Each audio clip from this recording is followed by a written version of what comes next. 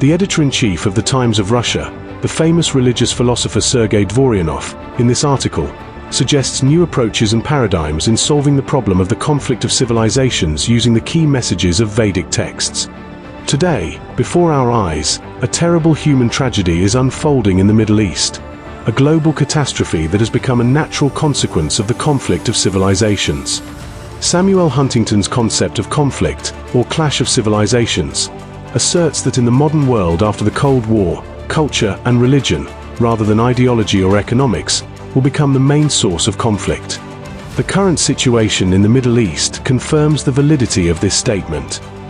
It should be noted that the Middle East is the cradle of the birth of the three world Abrahamic religions, Judaism, Christianity, and Islam. Having originated in this region, the Abrahamic religions later spread throughout the world, sharing a common tradition of monotheism and reverence for the prophet Abraham as the patriarch. The life story of the prophet Abraham is an example of fervent faith, unconditional devotion to God and willingness to sacrifice, if God requires it, even the most precious, including his own son. The Danish philosopher in her book Fear and Trembling, Søren Kierkegaard, calls the prophet Abraham a knight of faith who made a paradoxical leap of faith by trusting God in defiance of ethics and reason. Kierkegaard describes Abraham's faith as absolute devotion capable of the great absurdity of waiting for Isaac's son to return, even after he is sacrificed. For many centuries, the Middle East has served as a place of constant intercultural interaction and peaceful coexistence. And this was especially evident in the 21st century in the United Arab Emirates, where until recently, we witnessed a flourishing economy and culture, manifested in an atmosphere of tolerance and mutual respect. The dynamically developing Dubai has become, in fact, the economic and cultural capital of the world. Until recently, America actively played the role of mediator in the dialogue of the Abrahamic religions. The famous Abraham Accords, a series of agreements on the normalization of relations between Israel and the Arab states, was signed on September 15, 2020 in Washington. This monumental memorandum of goodwill has become a unique agreement normalizing relations between Israel, the United Arab Emirates and Bahrain, mediated by the United States. The preparation of the agreement included the active participation of other Persian Gulf countries. It seemed to everyone that prosperity had come to the Middle East forever after the signing of these agreements. On the other hand, paying tribute to historical objectivity, it should be recognized that the bloody crusades that united many monarchical Christian houses in Europe and the fierce battle with the Arab world for the holy city of Jerusalem clearly demonstrated that in the Middle East, the conflict of civilizations from a dormant mode can at any moment switch to an active phase, irreconcilable hostility, that we are currently observing it. I would like to remind you that during his first term as president, on December 6, 2017, Donald Trump officially recognized Jerusalem as the capital of Israel and ordered the relocation of the U.S. Embassy from Tel Aviv to this city. This unprecedented step violated long-standing U.S. policy and international consensus, provoking harsh criticism from the international community, primarily from the Palestinian side.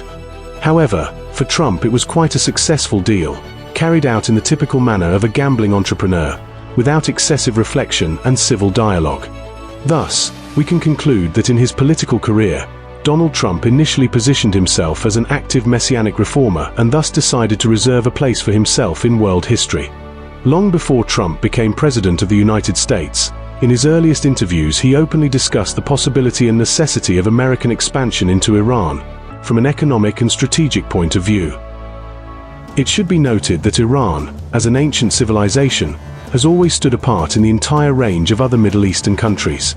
Since ancient times, Iran has opposed the West, the European civilization, the original matrix of which is Hellas, ancient Greece, with the established democratic system in the Citypolis. Ancient Iran has always been a monarchy.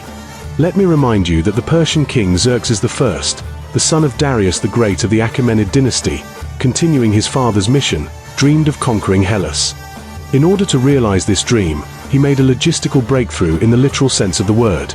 He ordered the construction of 2 pontoon bridges across the Hellespont Strait, modern Dardanelles. The engineering structure connected Asia and Europe, which allowed the Persian army to cross from Asia Minor to the Balkan Peninsula. Xerxes was the first to defeat the army of the Spartan king Leonidas, and then, finding his corpse on the battlefield, ordered his head to be cut off. However, by a whim of history, or perhaps as a result of divine intervention, the fleet of Xerxes I was defeated by the maneuverable fleet of the city of Athens. When the Persian king returned from a military campaign in Persia, he died as a result of a conspiracy.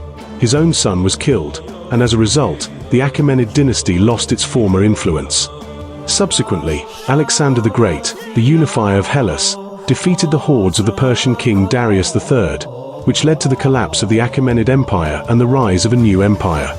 At the same time, Alexander the Great managed to attract representatives of the Persian aristocracy to his army, integrate them into his own expansionist policy, and this was a brilliant move by the Hellenic strategist and commander. Persia was originally formed as a Zoroastrian civilization. After the Arab countries adopted Islam, Iran also adopted Islam in the 7th century, as a result of the Arab conquests, replacing Zoroastrianism with a new religion. As we know, Sunni Islam initially spread in Iran, but in 1501, Shah Ismail I carried out religious reforms and legislated Shiite Islam, Jafari Madhab, as the state religion in the country. So, we can conclude that Iran eventually adopted the Avramic religion, but in its own reformed version.